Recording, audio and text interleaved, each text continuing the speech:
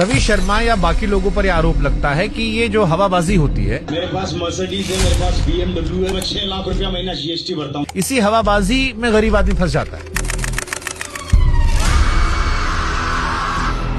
जो ऊपर वाला आदमी है वो तो पैसा कमा रहा है, और जो नीचे आता जा रहा है वो केवल सपनों में जी रहा है। ये बिल्कुल 100%। एक महीने में 100 करोड़ कमा लिया, लोग कह रहे हैं कि भाई साहब इनको देख के तो अंबानी जी शर्मा रहे होंगे। मेरा मंथली टर्नओवर 100 करोड़ से ऊपर रहता है। इस तरह की हवाबाजी चल रही है। इनमें और डायरेक्ट सेलिंग में क्या अंतर है? जिस व्यक्ति का था, जो भी उसने बोला, वो सफल व्यक्ति है डायरेक्ट सेलिंग का, लेकिन एक्सप्रेस करने का ढंग उसका सही नहीं था। इसको लेकर एक परसेप्शन है कि ये पिरामिड लेवल पे काम करती है कि आप नीचे 5 आदमी जोड़िए, उसके नीचे 5 जोड़ेंगे। पिरामिड का जो परसेप्शन है, ये आज तक कोई समझ नहीं पाया व्हाट इज द पिरामिड। अब मान लीजिए गरीब आदमी आपके पास आता है जिसको हिंदी बोलना भी ढंग से नहीं आता, उसको क्या फ्री में सब सिखा रहे हो? 3 साल 5 साल लगते हैं एक आदमी को ग्रूम करने में। ग्रूमिंग के तो पैसे आते होंगे, ट्रेनिंग का कोई पैसा नहीं लिया जाता सर। वो आएगा जाएगा, उसका पैसा लगेगा। कान इधर से पकड़ो इधर से पकड़ो। आप लोगों ने एनालाइज किया कि फिर आपकी इंडस्ट्री मीम मटीरियल क्यों बन गई? हमारी इंडस्ट्री में लोग इतने दिखते हैं, लोग रोज अचीवमेंट करते हैं, कोई गाड़ी खरीदता है, कोई पैसे कमाता है। अब ये बेरोजगार लोग जो इन्फ्लुएंसर है, हमारा मजाक बना के इनको पैसा मिल जाता है। डायरेक्ट सेलिंग में नए लोगों को भर्ती करने पर इतना जोर क्यों होता है? एक तो आप लोगों में कला होती कि आप लोग सब स्पीकर बड़े अच्छे होते हो। अरे गरीबों से तो लोगों को बदबू आती है,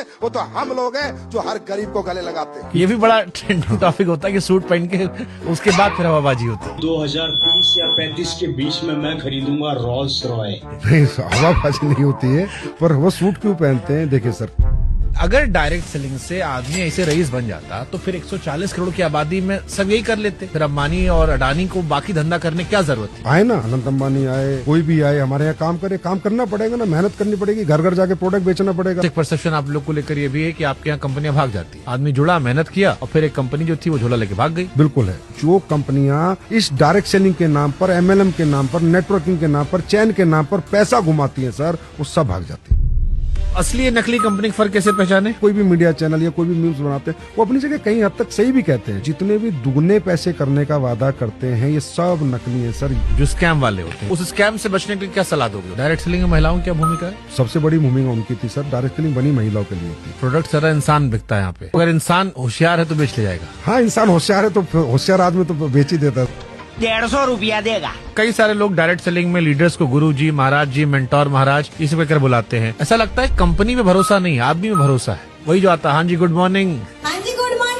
हरमनप्रीत कौर ने जीतने के बाद सबसे पहले जाके अमूल मजबूदार के पैर पकड़े कि थैंक यू कोच कि आज हम ये जीत गए। तो भावुकता यहाँ भी है ना सर। कैसे भरोसा करें कि आपका सामान सही है? सोशल मीडिया पे प्रोडक्ट के रिजल्ट्स भी वायरल है सर। अगर आप लोगों ने कैंसर का इलाज ढूंढ लिया, नहीं, हमने नहीं ढूंढा, कंज्यूमर कह रहा है कि ये प्रोडक्ट लेके मैं ठीक हूँ। अरे भी तो वैसा हो कि बाबा लोग पेट में हाथ डाल के पत्थरी निकाल देते हैं, पत्थर निकाल देते हैं, वो भी यूट्यूब पे भरा पड़ा है। हमारे एक बाबा किए थे हरिद्वार वाले, सुप्रीम कोर्ट में डांट खाए थे। ये जो आपकी इंडस्ट्री है, इसमें कितनी %, हवाबाजी है, कितनी % सच्चाई है? तो एक चेक ला दे किसी का झूठा कि भाई इसने ये बोला, इसके पास ये गाड़ी नहीं है, आप ही चलाइएगा चैनल में, मैं बोलता हूँ। क्योंकि गरीब आदमी इन्वॉल्व है, इसलिए लोगों को मजाक उड़ाने का मौका ज्यादा मिल जाता है। बस sir, thank you so much Shubhankar sir, आपने ये बात बोल के ना दिल खुश कर दिया। हमारे यहाँ ना सर वो इस लेवल पे सफल होता है कि बहुत से लोग हजम नहीं करते।